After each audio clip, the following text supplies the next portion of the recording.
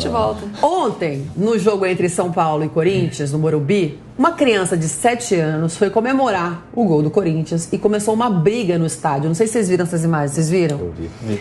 Vale lembrar, o Ministério Público determina que jogos envolvendo os times grandes sejam de torcida única, ou seja, sem a presença de torcedores rivais. Só que esse setor era camarote. Então as pessoas tinham pessoas de times diferentes, entendeu? No caso, uma criança. E aí esse rapaz se irritou, que estava no banco da frente, virou pra trás pra brigar com o casal, tá vendo esse cara de preto e a mulher loura do lado. E aí começou a briga, o pai chamou ele pra ir pra fora, e não sei o que, papapá, e aí começou essa discussão, um perigo pra todo mundo, inclusive pra criança, né? Vocês acham que foi responsabilidade dos pais? Ou foi o erro do torcedor? Porque eu não sei se vocês já viram isso, mas tem gente que perde a cabeça com o futebol, né?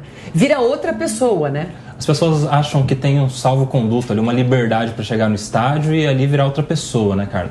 Chegar no estádio, começar a xingar, já dando um mau exemplo ali para as próprias crianças, né? Xinga o juiz, xinga o jogador, xinga o técnico e aí parte até para violência, como nesse caso. Mas eu acho que o plano de fundo aí, primeiro, é esse absurdo que a gente tem no estado de São Paulo, que é a proibição para o comparecimento de 2 torcidas em um estádio nos jogos dos times grandes, né? São Paulo, Corinthians, Santos e Palmeiras.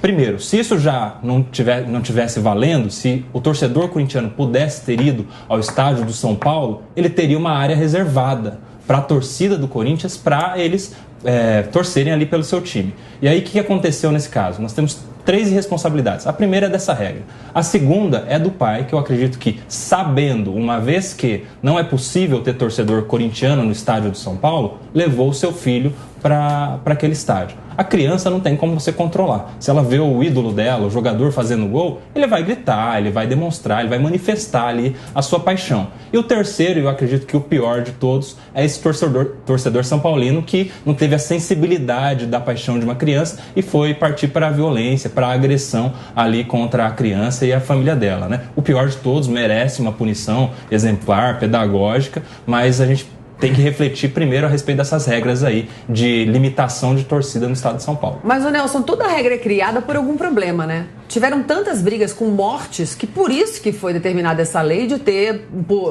torcida única, né? Por causa da selvageria com que as torcidas se enfrentavam depois e antes dos jogos. Infelizmente, né? É uma consequência de uma coisa ou de outra, né, Felipe? Eu acho um absurdo, eu concordo realmente com o Nelson, né? É um absurdo essa regra de torcida única nos estádios em São Paulo. Primeiro que é o Estado assumindo que não consegue prover um serviço de segurança pública, né? O Estado não consegue proteger os cidadãos, né? É um absurdo isso, essa regra é um absurdo, realmente tem que parar. O ideal é ter espaço para a torcida.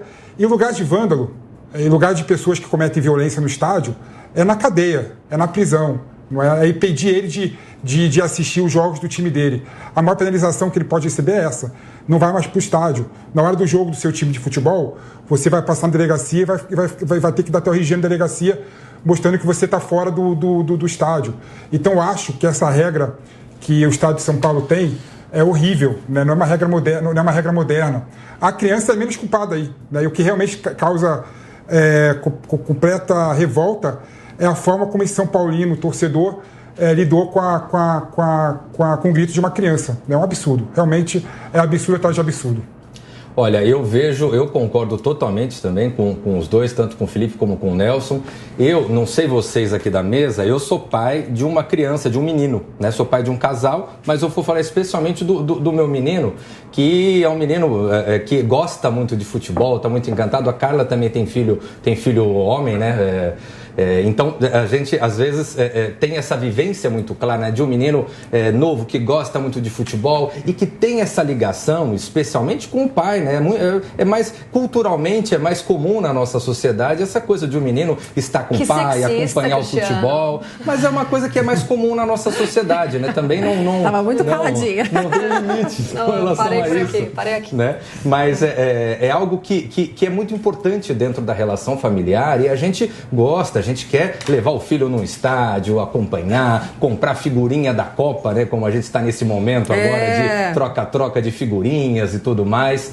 E tem situações, eu me vejo muitas vezes, ontem mesmo numa festa conversando com um amigo, com um filho, a gente comentando, no fim de semana que vem vai ter Santos e Palmeiras, eu sou santista, sempre comento que sou santista, não posso levar o meu filho num estádio, num jogão de bola como esse, por quê? Porque, olha o que aconteceu no São Paulo e Corinthians, olha o que pode acontecer num clássico como esse, eu acabo tendo que levar o meu filho naquele jogo mais pequenininho ali, que não vai ter torcedor adversário, aquele jogo mais tranquilo, mais morno, né? O que é um verdadeiro absurdo, gente. A gente está se acostumando com Então alguns vocês são absurdos. A favor de voltar com as torcidas grandes juntos no mesmo estádio? Absolutamente. Tem que voltar. Mas com a torcida qual controle? grande, com o controle da polícia, com o controle de você não permitir que vândalos, que grupos marginais acabem acessando o estádio de futebol. O jogo de futebol, ele tem que voltar a ser, assim como o jogo de tênis, o jogo de basquete, o jogo de vôlei, como qualquer prática esportiva, ele tem que voltar a ser um programa em família, para que a gente possa, num domingo, levar nossos filhos, nossas filhas, esposa, vovô, vovó, no estádio de futebol, gente. Como é que faz para controlar isso, Cris? Por exemplo, na entrada, na saída, como faz? Policiamento, restrição de pessoas que já têm... Eu acho que assim, a falta, essa regra demonstra a incompetência e ineficiência do Estado, é a declaração do estado de falência. Eu não consigo prestar o serviço de segurança pública. É um absurdo.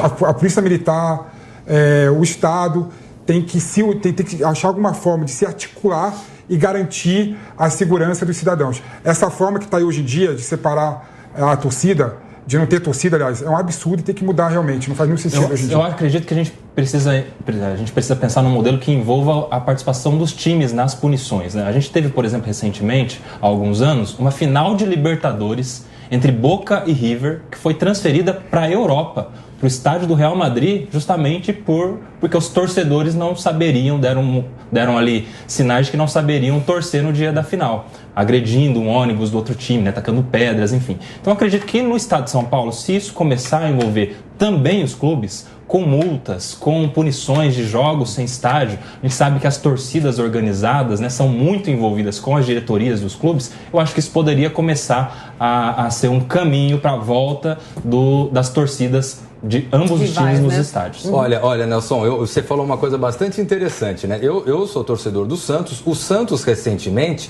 teve um episódio de violência no estádio, né? E foi punido, vai ficar 2 jogos com os portões fechados, não pode ter público. 2 jogos, gente, é muito pouco. Dentro de uma estrutura profissional como é o futebol, 2 jogos é muito pouco. Fica o Santos punido, ou qualquer outro time, claro. Eu tô falando contra o meu time, que é para como é algo que tem que ser compreendido por todos nós. Fica o time agora obrigado a ficar até o final do campeonato sem poder jogar no seu estádio. 20 jogos de portões fechados. Você traz para dentro do clube um problema. Exatamente. E o próprio clube passa a atuar de uma forma mais efetiva no combate a esse tipo de prática totalmente absurda. Bem colocado pelo Felipe, é um absurdo a gente aceitar essa segregação. É a mesma coisa que numa guerra de gangues criminosas, né? Você aceitar, olha, gente, então na segunda-feira só a gangue A vai poder comercializar droga aqui. Na terça-feira só a gangue B. Não tem o menor cabimento, gente. Vocês acham que tem como voltar, Cristiano? Eu acho que tem como voltar, sim. O que está faltando para voltar, gente, vocês acham?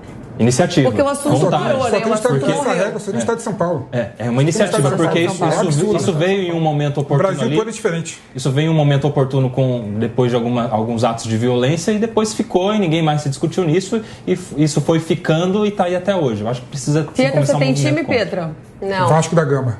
Também não tem. Não, tô nem aí do futebol, não vejo, tem. não acompanho. Meu pai faleceu quando era pequena, aí você cresce sem Seu filho torce para que time? Palmeiras. Palmeiras? Palmeiras.